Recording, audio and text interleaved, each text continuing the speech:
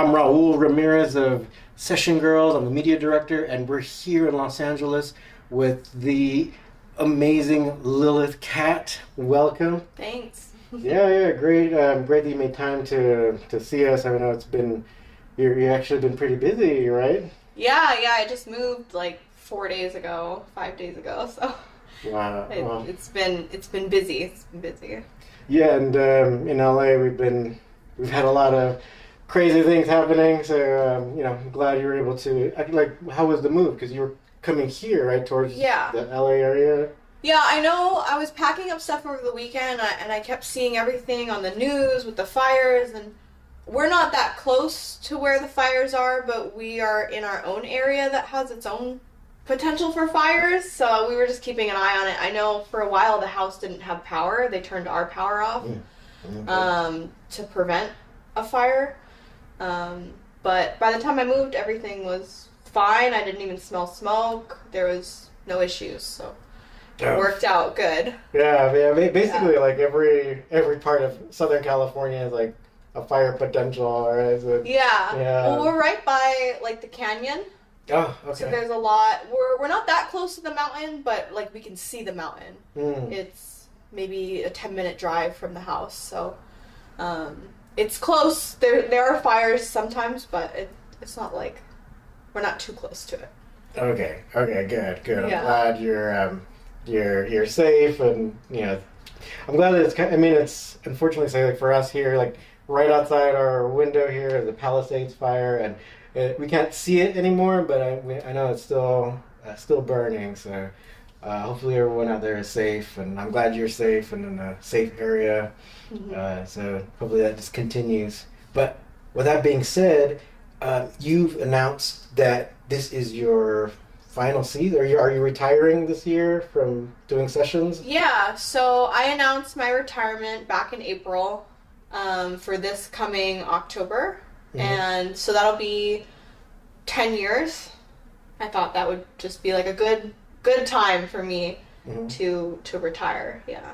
Okay. So was that any particular reason you're just like, this is a good number, I'm out? Yeah, I mean, I give people a lot of notice. I announced in April of 24 and my retirement of October 25, so a year and a half notice. But it just, I don't know, 10 years just seemed like the appropriate amount of time for me. I love my career as a dom. I've really enjoyed this work, and it's provided me with so many opportunities. But it's not like my main passion. My passion has always been music. I've done music for the last 15, 20 years. My whole life I've done it. And so I want to put more time towards that.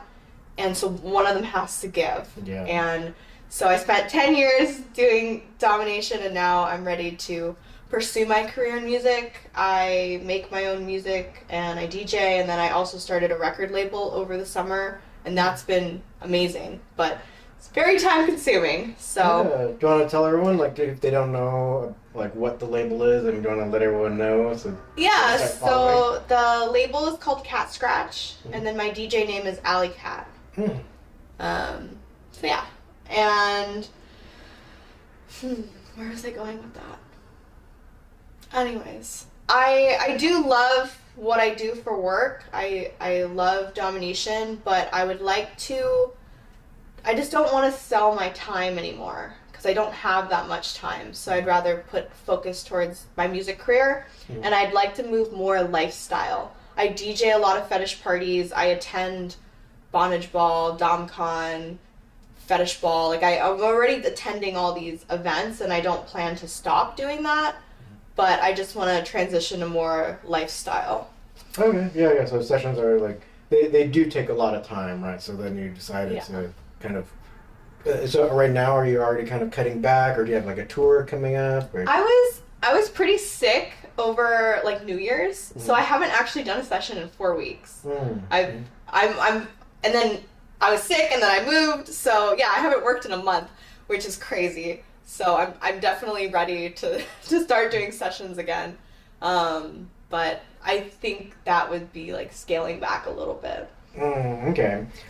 Any like, do you think you're gonna do something big before you retire, or a big So tour? I travel a lot yearly. I have my regular cities that I visit, and so I have a mini tour in February and a mini tour in March that I'm planning on doing just to hit like my regular cities that I go to. Mhm. So I know in February I'm looking at Houston, Detroit, and then I believe in March I'm looking at Dallas and Washington D.C. And I feel like there was one more. Oh, and Boston. I'm gonna do Boston in March. And then I also might do Florida. Sometimes I get requests to go to Florida. All right, So awesome. yeah. Awesome. So then, since you've been doing this for many years now, is there some kind of like takeaway that or any kind of philosophy that you've developed about, like even like domination or bondage type stuff, or um, anything that kind of comes to mind? I don't know. I mean, I've had a lot of fun. I enjoy a lot of my sessions. A lot, like almost, I'd say 90% of them, I'm doing bondage in it. Mm-hmm. I feel like that's a very common request, and especially not even in just sessions, but just with like regular people in the bedroom. Tying up is very kinky, and like it can kind of spice up things. Mm-hmm.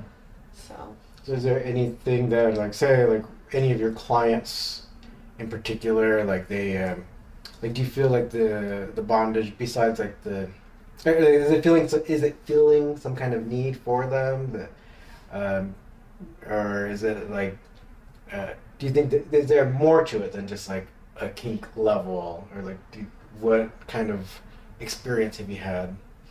Well, I know it definitely takes trust Mm-hmm. to let somebody tie you up. Mm-hmm. And a lot of the times I'm meeting strangers and I'm also a stranger to them. And so it definitely takes trust, and it's like a loss of control. They have to really let go and allow you to do this to them. And I know the actual feeling of bondage, of being restricted, can be comforting. It almost kind of feels like a hug. So I feel like it could be therapeutic in that way. Okay. Yeah, I think that's a really great point, because we talk about like we even have for sale like weighted blankets and all these different things. I got a weighted blanket and I love it. Oh, cool. But I haven't unpacked it yet. I haven't slept with it in days. I have to find it. Oh yeah, well, it's because of the move, right? Otherwise you Yeah. would have had it. Yeah, usually I sleep with it every night now. I liked it a lot. It's only 10 pounds. It's not nothing crazy, but.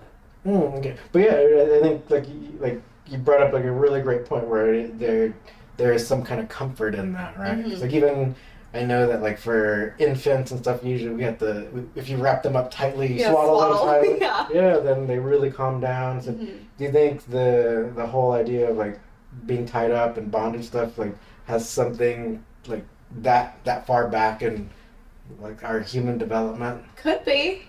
Yeah. Might be like subconscious. Oh, okay, yeah, like getting that comfort from, or maybe even longing for that comfort if you never got that as a child, as an infant. Yeah.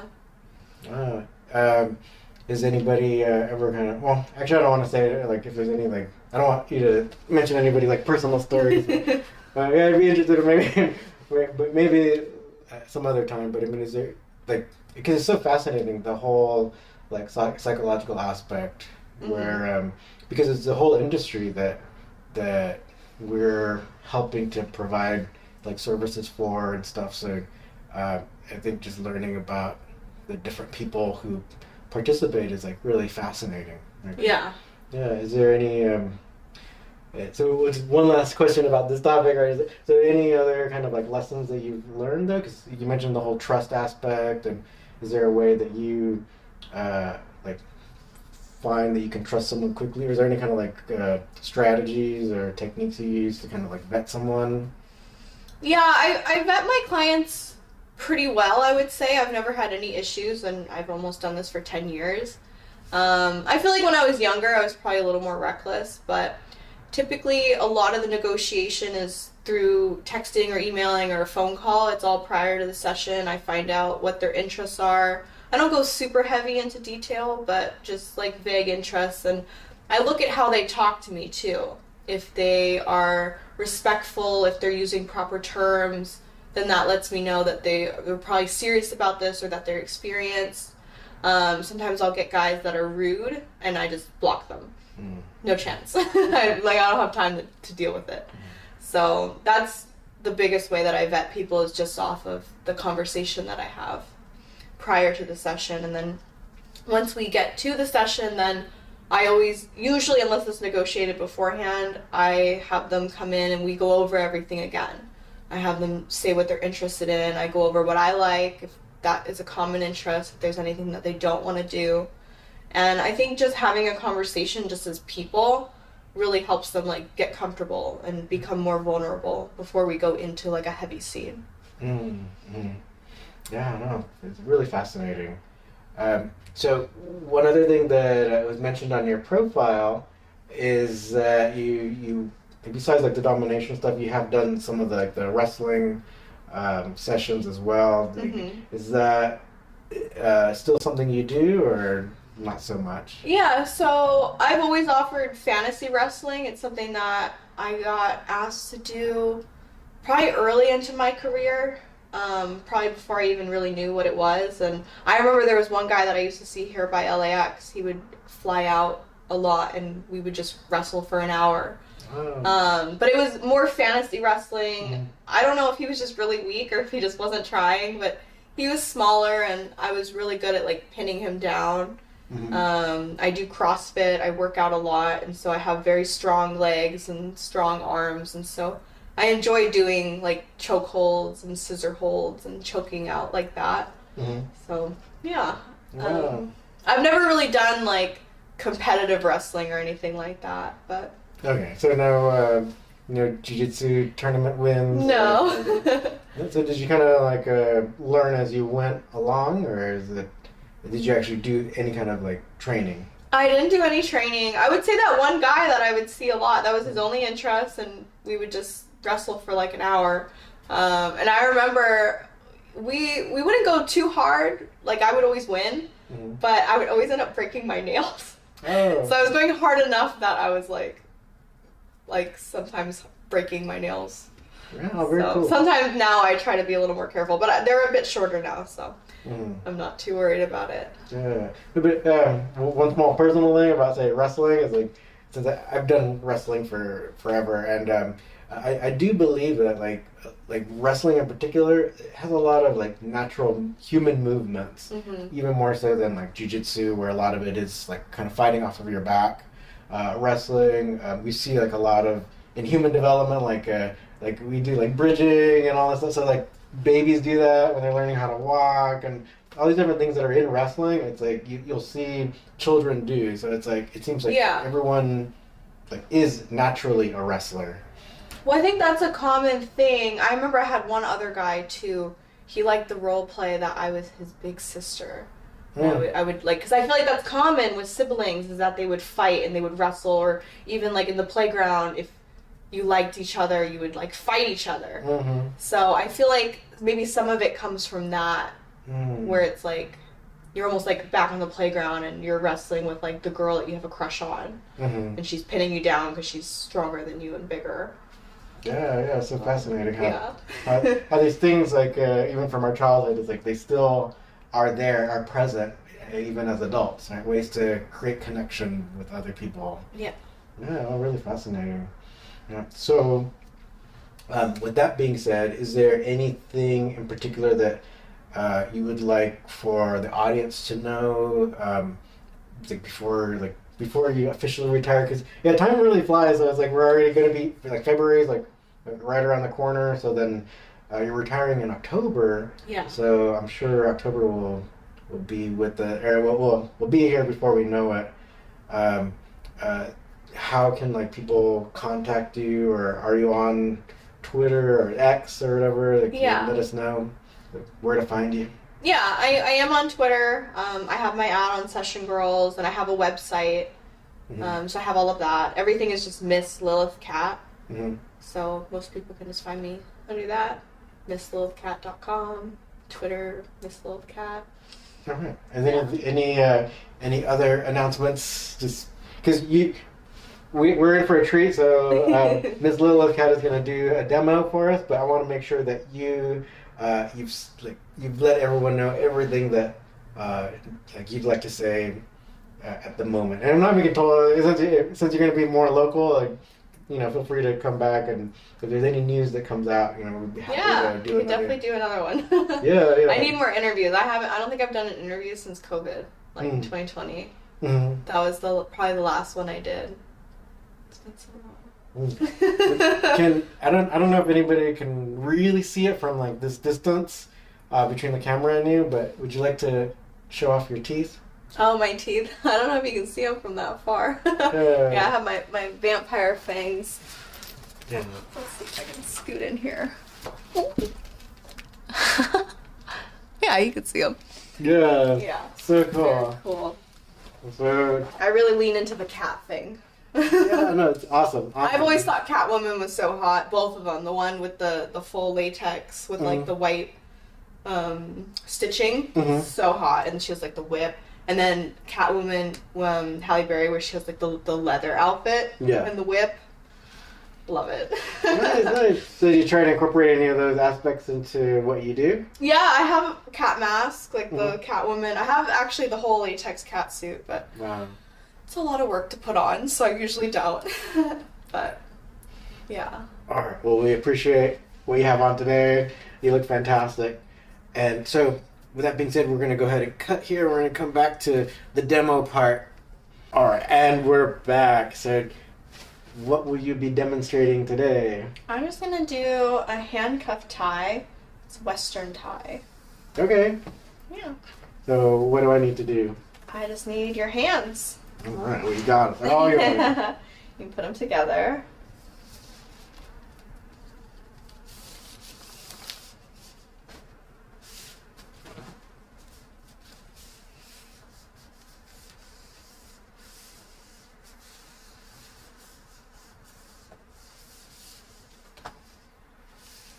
Just put my elbows together. Yeah.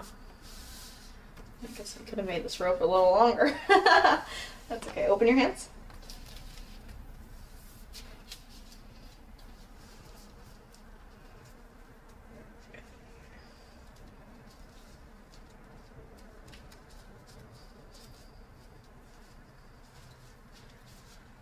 Does it feel okay? Yeah.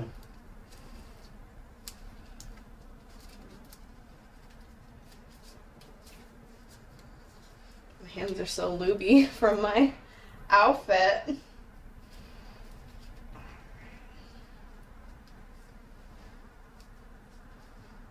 Let's go.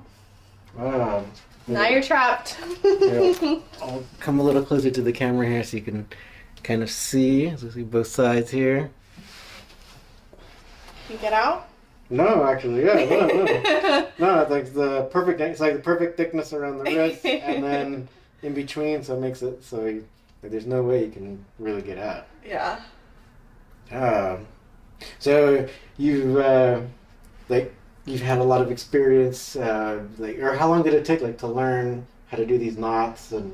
So I don't remember how many, probably at least 2, maybe 3 rope bondage classes in LA.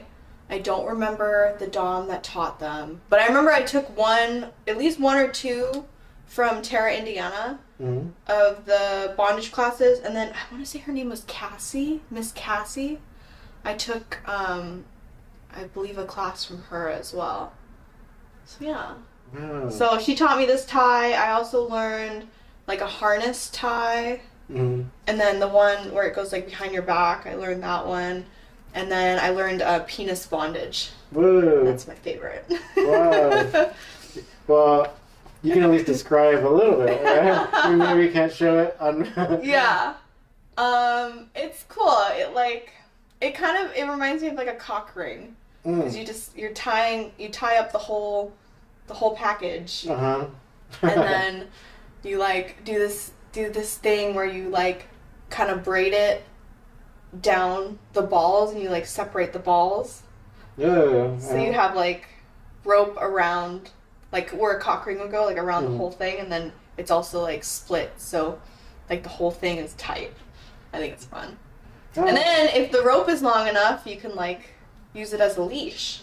Wow. Or sometimes I'll like tie it up to like the door handle or something, and then they can't move. I'll try it, if they try to move it, it's gonna hurt. Yeah. It's lots of fun. I have lots of fun with that.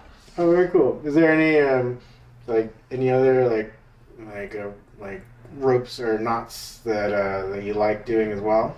I do slip knots sometimes. It's better if someone's wanting more like predicament bondage. Slip knots are cool because the more you struggle, the tighter it gets. And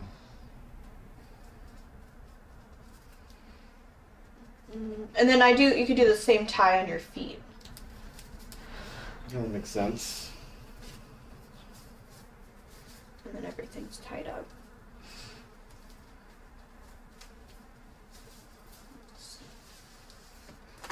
My hands aren't too looby. So, this is a slip knot. Wow, look at your marks. Yeah. Luckily the rope is soft. Yeah. And then usually just do like another one over here.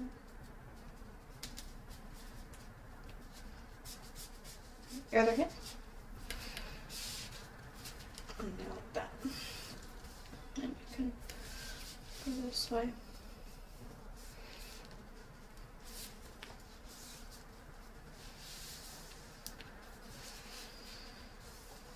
Open.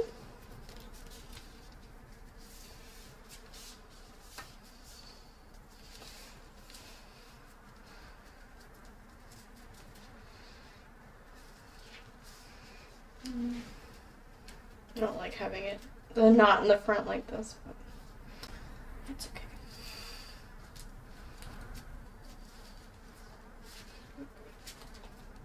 I like that knot.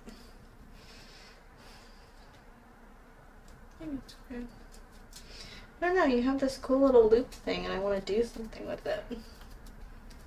Maybe that can be like...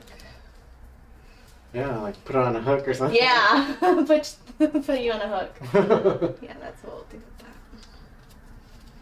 I definitely made this rope too short.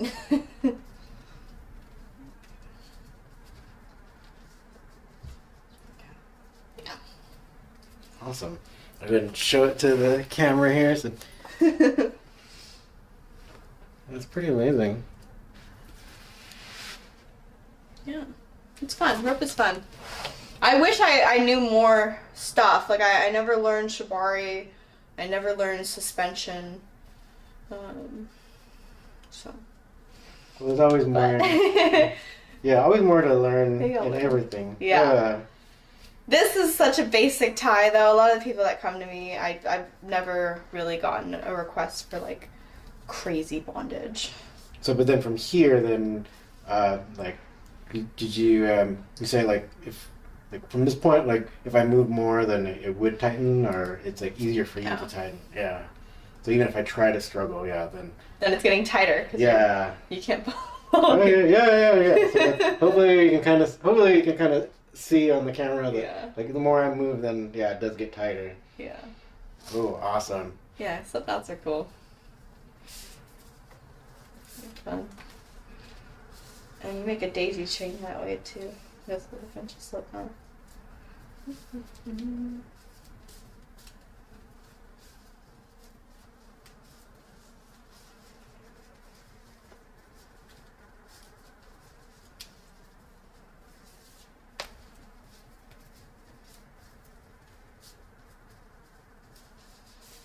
Okay. No. All right, so cool. No, it's all white, but hopefully you can kind of see it on the camera. Hopefully you can see some detail. All right.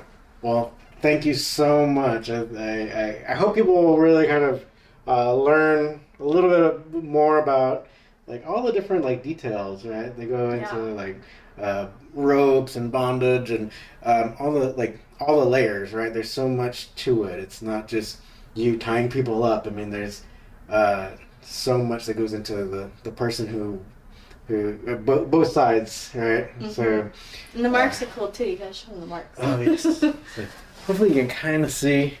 It will kind of come up here.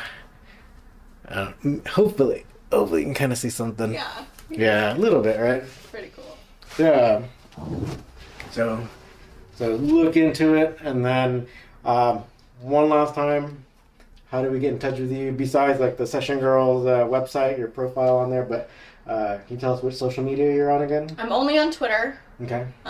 Miss Lilith Kat. Miss Lilith Kat. Short for Mistress Lilith Kat. Mm-hmm. That's my Twitter.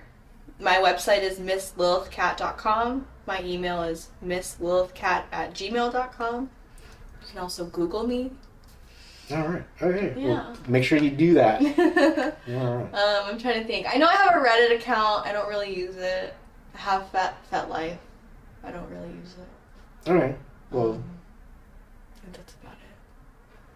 All right. We'll definitely put it up on the screen, like your X or your Twitter. Yeah. But if you forget, definitely go to sessiongirls.com, and all the information is going to be up there too on her profile. So check it out, and thank you again for enlightening us. Mm-hmm. This is so cool. So, and if anything comes up, just and if you want to come back, please do. And, Yeah. Okay. Cool. Well, thank you very much. Yeah, thank you.